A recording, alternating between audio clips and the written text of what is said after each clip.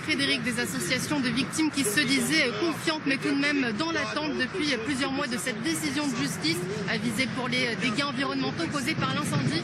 La Cour d'appel de Paris a finalement confirmé la mise en examen de l'entreprise Lubrizol. C'est donc une première victoire juridique pour ces associations.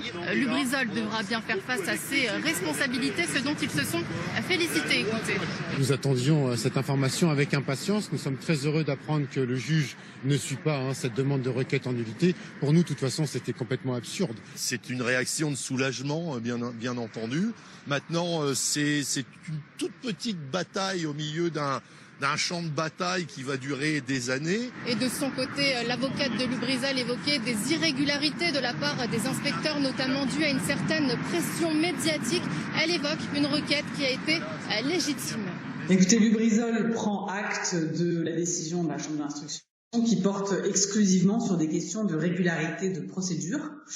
Et j'insiste sur le point suivant, c'est que nous devions impérativement soulever ces irrégularités de procédure et ces incohérences, notamment chronologiques.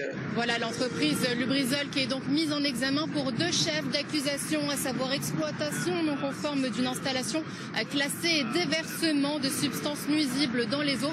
On le rappelle, ce sont plus de 500 plaintes qui ont été déposées par des riverains qui attendent maintenant un procès. D'ailleurs, ici, les associations de victimes ont dû mettre en place une plateforme éco-citoyenne.